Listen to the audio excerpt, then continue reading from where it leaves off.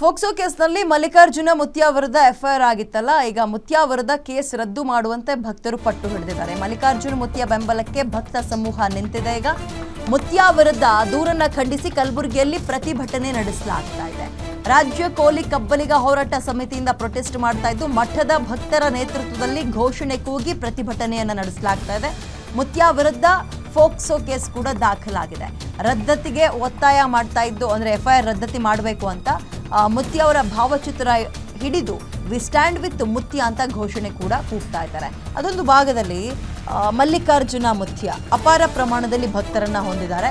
ಅವರ ಇತ್ತೀಚೆಗೆ ಒಬ್ಬ ಅಪ್ರಾಪ್ತ ಹೆಣ್ಣು ಮಗಳ ಜೊತೆಗೆ ಅನುಚಿತ ವರ್ತನೆ ಅನ್ನುವ ಒಂದು ವಿಡಿಯೋ ವೈರಲ್ ಆಗ್ತಾ ಇತ್ತು.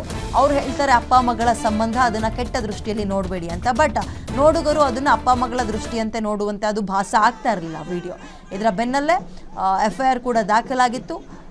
ಅದನ್ನು ತಕ್ಷಣವೇ ವಾಪಸ್ ತಗೋಬೇಕು, ಪೇರೆಂಟ್ಸ್ ಹೇಳಿಕೆಯನ್ನು ತಗೊಳ್ಳಿ, ಅವರೇ ಇದರಲ್ಲಿ ಆ ರೀತಿಯಾಗಿ ಅನುಮಾನವನ್ನು ವ್ಯಕ್ತಪಡಿಸ್ತಾ ಇಲ್ಲ ಅಂದಮೇಲೆ ನೀವ್ಯಾಕೆ ಅದನ್ನು ಈ ಕಣ್ಣಿನಿಂದ ನೋಡ್ತೀರಿ, ದಯವಿಟ್ಟು ಮೊದಲು ಇದು ನಮ್ಮ ಭಾವನೆಗೆ ಧಕ್ಕೆ ಆಗೋಕ್ಕಿಂತ ಮುಂಚೆ ಕೇಸ್ ವಾಪಸ್ ತಗೊಳ್ಬೇಕು ಅಂತ ಪ್ರೊಟೆಸ್ಟ್ ಈ ಪ್ರಮಾಣದಲ್ಲಿ.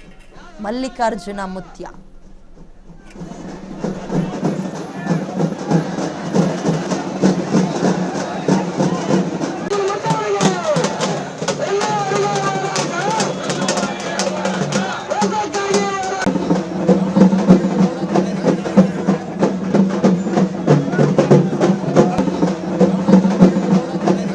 ಒಂದು ಪೋಸ್ಕೋ ಕೇಸ್ ಏನು ದಾಖಲೆ ಆಗ್ಯದ, ಅದು ಕೂಡಲೇ ಇವತ್ತಿನ ದಿನ ಕೂಡಲೇ ಅದು ರದ್ದುಪಡಿಸಬೇಕು. ಅದು ರದ್ದುಪಡಿಸೋವರೆಗೂ ನಮ್ಮ ಹೋರಾಟ ನಿಲ್ಲೋದಿಲ್ಲ.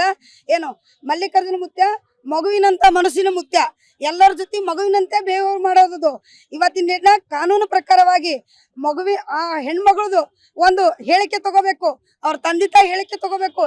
ಇವತ್ತಿನ ದಿನ ಯಾವುದನ್ನು ಗಮನದಲ್ಲಿ ಇಟ್ಕೊಲಾರ್ದೆ, ಯಾವುದನ್ನು ಹೇಳಿಕೆ ಪಡಿಲಾರ್ದೇನೆ ಇವತ್ತು ಅವ್ರ ಮೇಲೆ ಸುಳ್ಳು ಕೇಸನ್ನು ದಾಖಲೆ ಮಾಡಿರಿ.